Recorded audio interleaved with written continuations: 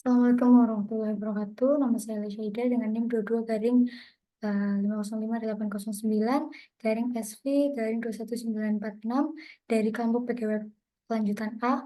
Di sini saya izin untuk presentasikan terkait acara pertama, yaitu persiapan praktikum untuk PGWL. Di sini kita dibutuhkan untuk download software framework. Nah, selanjutnya framework ini bisa kita unduh melalui Visual Studio Code melalui terminalnya. Tapi sebelum kita mengunduh Laravel itu, hendaknya kita sudah mengunduh SM, Composer, Postgre, Beaver. Nah, kita langsung saja masuk ke pendahuluan. Saya akan menjelaskan terkait uh, kebutuhan-kebutuhan apa, kenapa harus menginstal software dan framework tersebut. Software XM itu perlu kita unduh dan kita install untuk membantu kita dalam menguji coba dari pengembangan website kita. Di mana di sini saya akan buka XM. Nah, di sini XM itu kita bisa uh, untuk nge-running Apache lalu MySQL, di mana dengan Apache dan MySQL ini saat kita melakukan running project website itu kita bisa melihat interface dari website yang kita buat atau kita susun. Selanjutnya, Composer ini digunakan untuk menunjang Laravel dan Postgre ini untuk sebagai penyimpan database kita. Nah, kalau The Beaver ini digunakan untuk membantu pengelolaan dari database kita, di mana PostgreSQL, The Beaver, dan Laravel ini memiliki kesamaan, yaitu mereka memiliki sifat open source. Lalu selanjutnya, saya akan jelaskan Laravel. Laravel ini merupakan sebuah framework PHP, di mana dia membantu kita untuk menghasilkan aplikasi berbasis website yang modern dan scalable. Nah, untuk selanjutnya, mungkin ini konfigurasi XM. Konfigurasi XM itu setelah kita mengunduh XM, kita bisa mengatur melalui edit system environmental ini. Lalu kita pilih environment variables, lalu bisa yang di bagian path, kita klik 2 kali. Nah, lalu di search kalau memang belum ada di bagian XM PHP. Seperti itu. Lalu ini kan sudah ada kan? Kita bisa klik saja lalu di OK, OK, dan OK. Sudah, lalu bisa dicek di bagian PHP version. Nah, selanjutnya ini juga di bagian PHP, kita konfigurasikan di php.ini. Di bagian config ini, lalu kita pilih PHP ini di sini.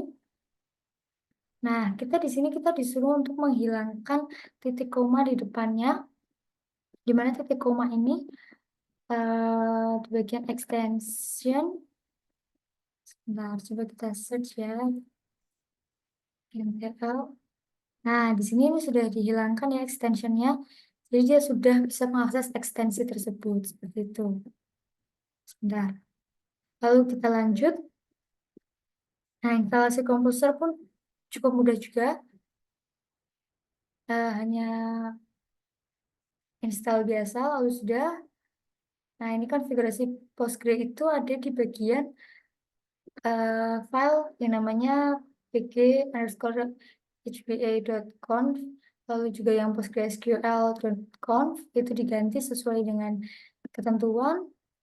Lalu juga sudah kita koneksikan Postgre dengan dbeaver. Oke, kita langsung masuk ke dalam ini dbeaver aja. Nah, di sini sudah terlihat ya Postgre ini sebenarnya sudah tersambung, tapi saya akan uh, contohkan bagaimana menyambungkannya. Kita tinggal pilih di bagian kiri ini. Ini tempat untuk connect with database, lalu pilih saja PostgreSQL, lalu di next. Nah, kita di sini kita beri password. Password saya itu ini, lalu di finish aja. Nah, kalau udah nanti tuh bisa terbuat di sini. Oke, nah kita lanjut dulu ke Laravel. Nah, untuk Laravelnya ini cukup mudah, di mana kita bisa melakukan pengunduhan itu melalui sini. Nah, ini kita kita bukanya dari sini ya, karena saya sudah buat foldernya. Aku Nah, saat sudah di sini, ini pengunduhan ini lewat terminal bawah sini ya. Nah, lalu untuk kita melakukan running, kita cukup menuliskan PHP Artisan Serve seperti ini. Nah, lanjut kita masuk ke bagian project. Nah, project itu tadi kan kita sudah buat PostgreSQL ini ya, Postgres 3 ya. Ini sudah masuk ke database kita. Langsung buka skema, lalu yang publik, lalu yang tables, di mana tables ini kita bisa create new.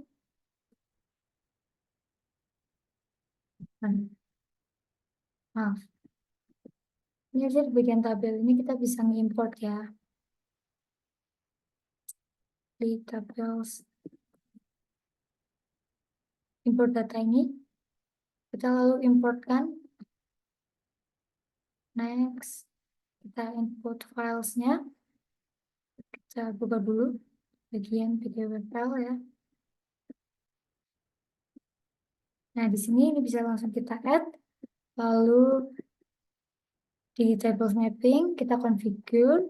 Nah, ini tujuannya untuk menyamakan antara ini dengan target type-nya. Oke, sudah. Nah, langsung kita masuk ke bagian project yang sudah kita buat di sini. Nah, di sini kita diminta untuk membuat minimal 5 SQL, di mana 5 ini saya mengacu pada website W3 Schools. Nah, di sini kalau kita execute, ini seperti ini kita execute ya.